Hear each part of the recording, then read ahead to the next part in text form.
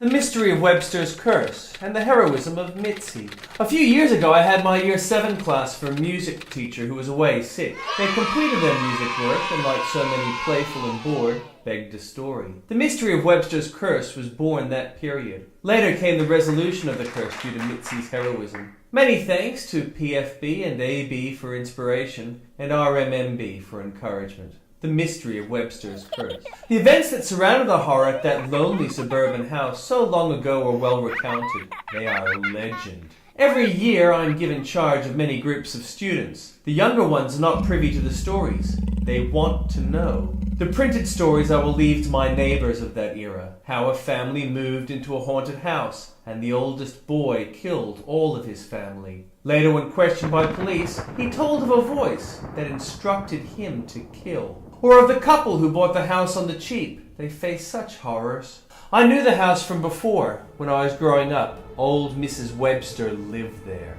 She would wait by the side of her house each school morning. Any child unfortunate enough to pass within earshot would endure her curses and quips. Wise boys and girls knew to stay away. Naughty boys had to discover for themselves. Once, on the way to school, I strayed too close. She'd been calling me fat, wit, simple justice, and an enthusiastic father led me to accept without question or deviation from my route. Time passes and even the inimitable Mrs. Webster passed away. The mailman noticed one day that she failed to collect her letters. She stopped appearing at her windows, and passers-by noticed they weren't being harassed. Police knocked on the door with a wooden ball hanging from the drop string. No answer. Police headquarters instruct them to break in, which they do with minimal force. It is said that they found Mrs. Webster in a chair, facing the fireplace. School legend has it that she wore her death mask as a child on Halloween, dared to visit her place. Her face, picture of horror, with eyes wide and mouth agape. Some have said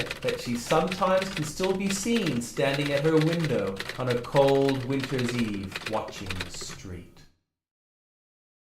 We were friends, Chris, Arthur, Joff, Big, and I. I guess you could say we were naughty boys. If you were to describe the dreams of another 10-year-old, I could show you how we were not so different. It was Arthur's dare, but then that is how it would happen. Arthur would dare, Chris would lead, Big would follow bravely, and Joff would follow nervously. I would follow. I'd always wonder why. I asked aloud, what would Mrs. Webster do? And Arthur called out, that's it! Chris, we could spend the night at Mrs. Webster's house. Then we can really freak that boy out. It was a thin, reedy, but loud and inhuman scream that came from the cat that Arthur had stepped on. I couldn't see Arthur, so I turned to Chris. Everyone's gone, and I don't like this place. He smiled, calmly, beatifically. Let's go to my home, I said. You won't have to get into trouble. I can sneak you in without my folks noticing. Chris smiled at me calmly, and then he did something I'd swear I'd never seen anyone do. His elbows and knees kind of bent backwards. His shirt buttons popped on the front, and 4 enormous spider legs pulled the fabric aside, exposing an abdomen. All this time, he was smiling calmly. Behind us, the dinner place was complete, a beautiful fruit bowl with polished and fresh fruit, various roast meats.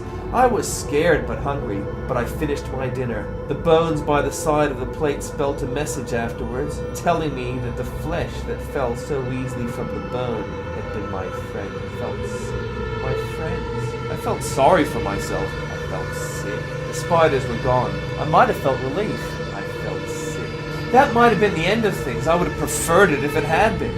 Instead, I became restless because she was misusing my toy. Spiders only require moisture and protein to live. I had my fill of protein but felt thirsty.